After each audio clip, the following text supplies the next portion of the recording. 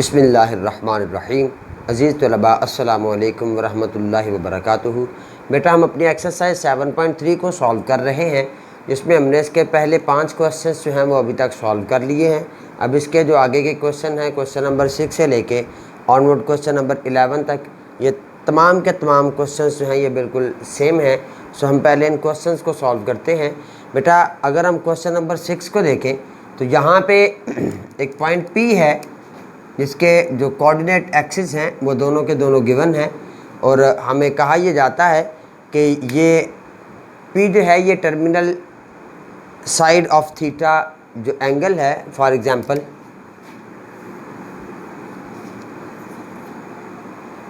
अगर हम इस तरह से एक ग्राफ बनाते हैं जी,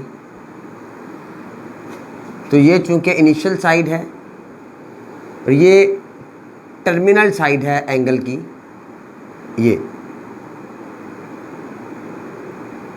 थीटा है।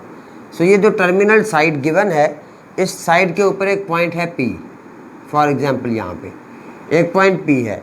इस पॉइंट P की जो वैल्यूज़ हैं वो हमें गिवन है। मैं यहाँ पे इसका जो पार्ट नंबर 3 है उसको लेता हूँ जी, पार्ट नंबर 3 क्वेश्चन नंबर 6 का। उसके जो कोऑर्डिनेट एक्सिस गिवन है यहाँ पे वो है जी √2 and 1। सो हम कहते हैं कि ये जो है ये √2 and 1 ये पहला क्वाड्रेंट है। चूँकि दोनों पॉजिटिव हैं सो ये पहला क्वाड्रेंट है। सो अब क्वेश्चन है the given point P lies on the terminal side of the angle theta, find the quadrant of theta. सबसे पहले तुम थीटे का क्वाड्रेंट फाइंड करेंगे कि ये जो थीटा है ये कौन से क्वाड्रेंट में लाई करता है। फिर उसके बाद find the values of all trigonometric ratios.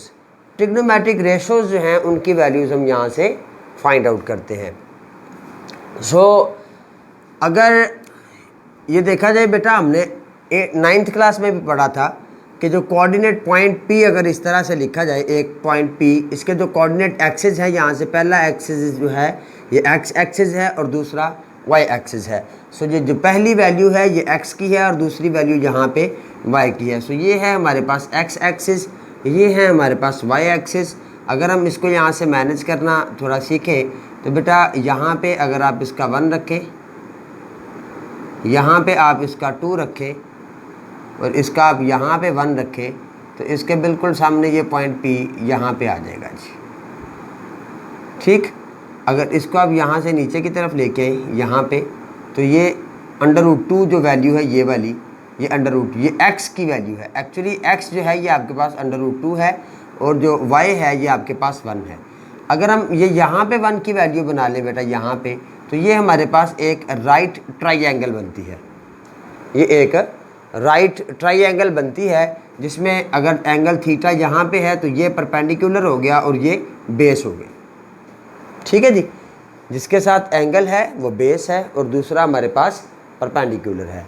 सो ये हमारे पास एक राइट ट्राइंगल बन जाती है। सबसे पहले तो हम इसको लोकेट करेंगे ना ग्राफ के अंदर, इस तरह से हम लोकेट करेंगे। फिर हम बताएंगे जी theta lies in quadrant number 1। जो थीटा है ये क्वाड्रेंट नंबर 1 के अंदर लाई करता है। अब हमारे पास एक बेस है। नाउ बेस है बेटा √2, परपेंडिकुलर है आपके पास =1। हाइपोटेन्यूज़ की वैल्यू हमारे पास नहीं है। पहले हम हाइपोटेन्यूज़ की वैल्यू जो है यहाँ से फाइंड करते हैं। सो हाइपोटेन्यूज़ का square according to Pythagoras theorem, hypotenuse का स्क्वायर = बेस का स्क्वायर प्लस परपेंडिकुलर का स्क्वायर। तो ये आ जाएगा बेटा, ये h है आपका, h² = बेस b, ये है जी √2 का स्क्वायर प्लस 1 का स्क्वायर। ये h² आ जाएगा हमारे पास 2 + 1, सो h² = 3 एंड h =√3। ये हाइपोटेन्यूज़ की वैल्यू जहाँ पे √3 आ गई। अब जो हमारे पास ट्रिग्नोमेट्रिक फंक्शंस हैं, जो ट्रिग्नोमेट्रिक रेशोज़ हैं, उनकी वैल्यूज़ हम यहाँ से आसानी के साथ फाइंड कर सकते हैं। We know that sine theta, ये बराबर होता है पुत्र परपेंडिकुलर ओवर हाइपोटेन्यूज के। सो परपेंडिकुलर है यहाँ पे हमारे पास 1 और हाइपोटेन्यूज आया √3, सो ये आ जाएगा 1/√3। क्लियर। फिर इसी तरह से जो कोसिकेंट थीटा है, ये चूँकि साइन का रेसिप्रोकल होता है, सो ये आ जाएगा हाइपोटेन्यूज ओवर परपेंडिकुलर, सो ये √3 ओवर बटे में हम 1 नहीं लिखते। ठीक। इसी तरह से हम कॉस की वैल्यू निकालते हैं जी यहाँ से। Cos theta is equal to ये होता है बेटा बेस ओवर हाइपोटेन्यूज।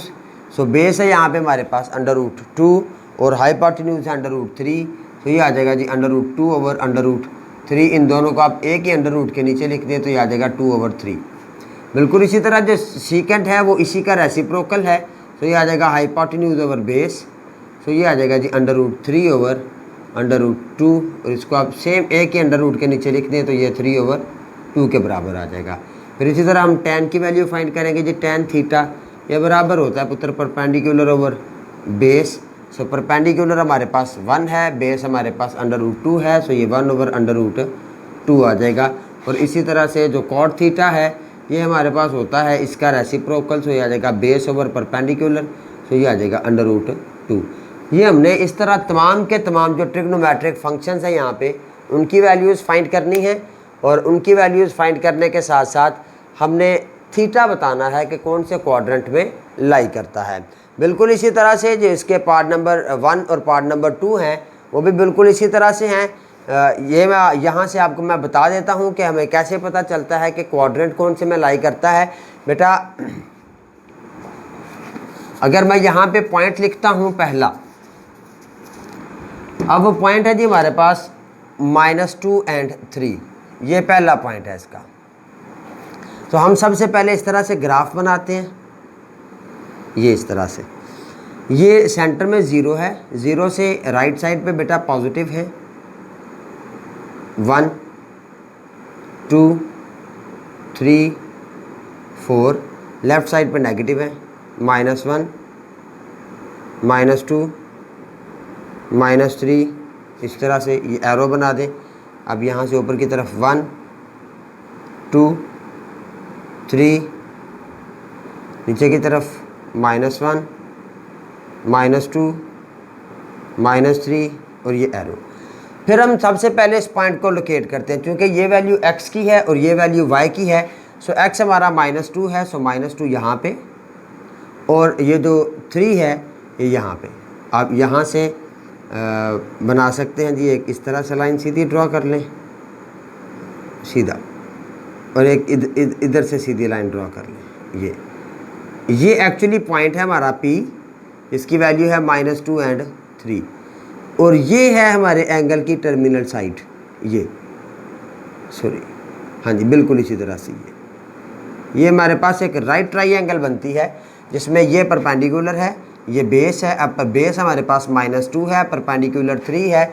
सो पाइथागोरस थ्योरम अप्लाई करके सबसे पहले हम हाइपोटेन्यूज की वैल्यू फाइंड करेंगे। हाइपोटेन्यूज की वैल्यू फाइंड करने के बाद हम यहाँ से ये तमाम के तमाम जो ट्रिग्नोमेट्रिक फंक्शंस हैं इनकी वैल्यूज़ यहाँ से हम फाइंड आउट कर लेंगे। इसी तरह इसके जो क्वेश्चन नंबर 7 8 और 9 10 ये तमाम के तमाम क्वेश्चन जो हैं ये बिल्कुल सेम हैं। मैं आपको बता देता हूँ कि क्वेश्चन नंबर 7 को हम किस तरह हल करेंगे, और आगे आपको इंशाल्लाह इसके साथ साथ क्वेश्चन नंबर 8 और 9 जो हैं ये आपको आज के काम के तौर पे 10 तक दिए जाएंगे। सो मैं आपको बता देता हूँ बेटा कि हम यहाँ से जो क्वाड्रेंट है या हम कॉस थीटा को या क्वेश्चन नंबर 7 को हम किस तरह सॉल्व करते हैं। सो इफ़ क्वेश्चन नंबर 7 जी cos theta is equals to -2/3 and terminal angle of the theta is in quadrant number 2। यहाँ पे उसने खुद ही बता दिया कि ये कौन से क्वाड्रेंट में है, 2 में है। तो अब कॉस थीटा किसके बराबर होता है जी, सबसे पहले तो हम ये डिसाइड करते हैं कॉस थीटा किसके बराबर होता है।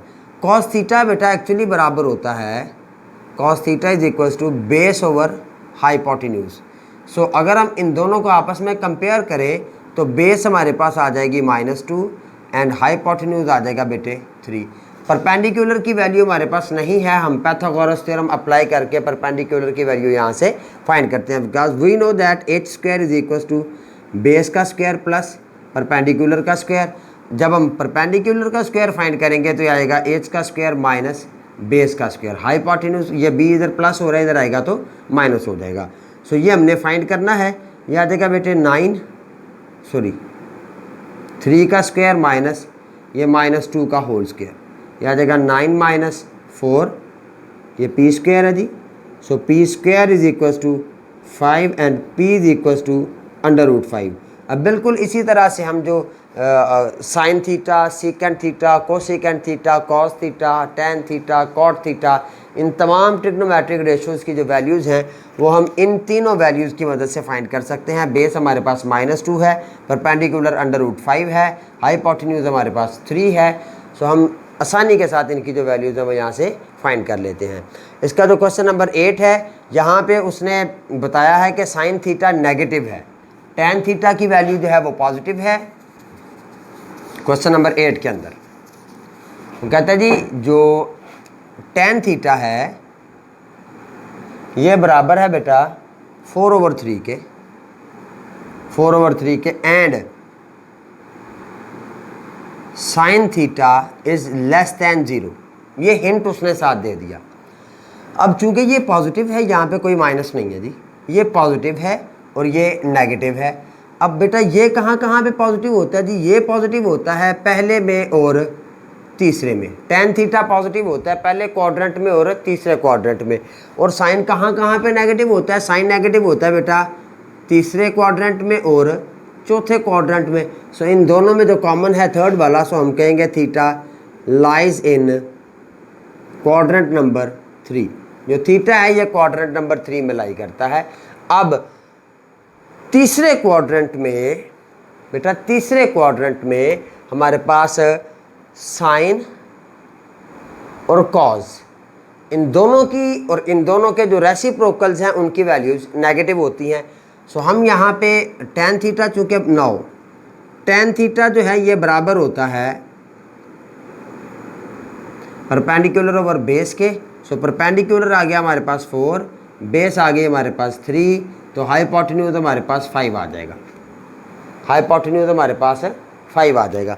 अब एक बात और यहाँ पे याद रखनी है कि याद रखने की है बेटा, वो ये है कि तीसरे क्वाड्रेंट में अगर मैं यहाँ पे ड्रॉ करता हूँ क्वाड्रेंट्स को, तो तीसरा क्वाड्रेंट हमारे पास ये, तीसरे क्वाड्रेंट में हमारे पास जो x है वो भी नेगेटिव है, जो y है वो भी नेगेटिव है। ठीक है, जो x है वो भी नेगेटिव है, जो y है वो भी नेगेटिव है। अब सवाल आता है कि सर यहाँ पे तो दोनों पॉजिटिव हैं, फिर हम इनको नेगेटिव कैसे कह सकते हैं? बेटा अगर हम इन दोनों को नेगेटिव कर दें ना इस तरह से, तो ये माइनस माइनस से कैंसिल होकर ये फिर से प्लस हो जाता है। हम इन दोनों को यहाँ पे माइनस के कह भी सकते हैं, हम नहीं कहते जी, 1 मिनट के लिए हम इनको नहीं कहते। अब चूँकि तीसरा क्वाड्रेंट है, हम यहाँ पे जो फंक्शंस हैं इनकी वैल्यूज़ को फाइंड आउट करते हैं। As theta lies in the quadrant number 3, यहाँ पे लिख लेंगे जी, as theta lies in quadrant number 3, so tan theta and cot theta will be positive and rest of the functions, rest of the ratios are negative। तीसरे quadrant में tan theta positive होता है और उसका जो रेसिप्रोकल है cot theta वो positive है। उसके अलावा जितने भी ट्रिग्नोमेट्रिक फंक्शंस हैं ये नेगेटिव ही होते हैं। तीसरे क्वाड्रेंट के अंदर ये तमाम के तमाम ट्रिग्नोमेट्रिक फंक्शंस नेगेटिव होते हैं। लिहाजा जब हम इनकी इस तरह वैल्यूज़ फाइंड करेंगे तो साइन थीटा हमारे पास चूँकि होता है जी perpendicular over hypotenuse. So perpendicular यहाँ पे हमारे पास 4 है, हाइपोटेन्यूज 5 है, तो हम यहाँ पे लिखेंगे -4/5। हम माइनस अपने पास से लगाएंगे। अब ये माइनस हमने क्यों लगाया? क्योंकि थीटा जो है ये तीसरे क्वाड्रेंट में लाई कर रहा है और तीसरे क्वाड्रेंट के अंदर साइन जो है ये हमेशा नेगेटिव होता है, साइन की वैल्यू पॉजिटिव नहीं होती। क्लियर? फिर कोसेकेंट आ जाएगा हमारे पास -5/4। बिल्कुल इसी तरह से हम कॉज की वैल्यूज़ फाइंड कर लेंगे, सेकेंड की वैल्यूज़ फाइंड करेंगे, ये भी दोनों नेगेटिव होंगे। फिर टेन की वैल्यू और कॉट की वैल्यूज़, इन वैल्यूज़ को फाइंड करेंगे। आज का जो हमारा काम है वो है जी एक्सरसाइज 7.3 के क्वेश्चन नंबर 6 से लेके क्वेश्चन नंबर 10 तक ये तमाम क्वेश्चंस आज आप लोग सॉल्व करेंगे। अगर कहीं पे किसी जगह पे कोई प्रॉब्लम होती है या किसी चीज़ की समझ नहीं आती तो आप लोग मुझे कॉल कर सकते हैं, मैसेज करके पूछ सकते हैं। अपना बहुत ज़्यादा ख्याल रखिएगा। अल्लाह हाफिज़।